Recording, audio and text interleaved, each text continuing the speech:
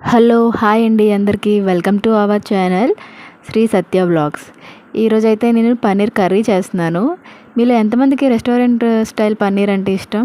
నాకైతే restaurant style paneer అంటే ఇష్టం, కానీ ఇది కూడా ఇష్టం, బాగుంటుంది టేస్టీగా. అంటే మన ఆంధ్ర టైప్ పన్నీర్లా ఉంటుందన్నమాట.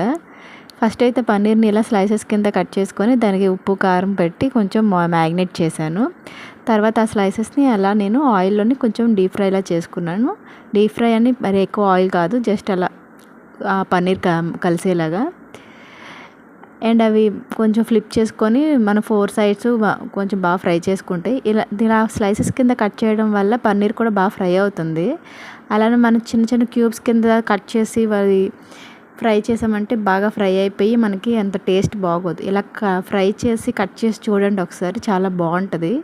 అండ్ ఈ స్లైసెస్ని మనం చిన్న చిన్న క్యూబ్స్ కింద కట్ చేసుకోవాలి. నెక్స్ట్ నేనైతే ఇది ఇలా ఫ్రై చేసిన తర్వాత ప్లేట్లో తీసుకొని దాన్ని క్యూబ్స్ కింద కట్ చేసి పక్కన పెట్టుకున్నాను.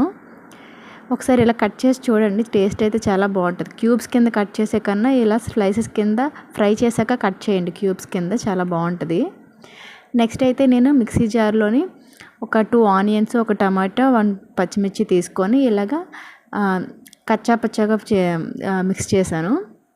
ఇప్పుడు ఆ మిక్స్ చేసిన పేస్ట్ని కళాయిలో తీసుకొని కొంచెం ఆయిల్ పక్కకు తీసేసి ఆ కొంచెం ఆయిల్లో ఈ మిక్స్ చేసిన పేస్ట్ని కొంచెం బాగా ఫ్రై చేసుకొని మనం కాసేపు మూత పెట్టామంటే బాగా మగ్గుతుంది ఆ పేస్ట్. నేనైతే ఒక 2 మినిట్స్ అలానే ఉంచి దాన్ని కాసేపు మగ్గించాను. తర్వాత లిడ్ తీసేసి మనకు కావాల్సినంత ఉప్పు, కారం, నేనైతే ఓన్లీ గరం మసాలా ఒకటే వేసాను, ఇంకా ధనియాల పొడి ఏమీ వేయలేదు. జస్ట్ ఉప్పు, కారం అండ్ కొంచెం మసాలా పొడి ఇంట్లో చేసుకునేదే, all mixed garam masala powder అవి వేసి లైట్గా నేను అలా కాసేపు కలిపి మళ్ళీ కాసేపు మూత పెట్టి కాసేపు అది మగ్గిన తర్వాత మళ్ళీ మూత తీసిన తర్వాత మనం ఇందాక చూపించాను కదా పన్నీర్ స్లైసెస్, దాన్ని నేను క్యూబ్స్ కింద కట్ చేసుకొని పక్కన పెట్టుకున్నాను. అవి పక్కన పెట్టుకొని కొంచెం జీడిపప్పు కూడా వేసాను టేస్ట్ కోసం, పంట కింద తగిలితే చాలా బాగుంటుంది.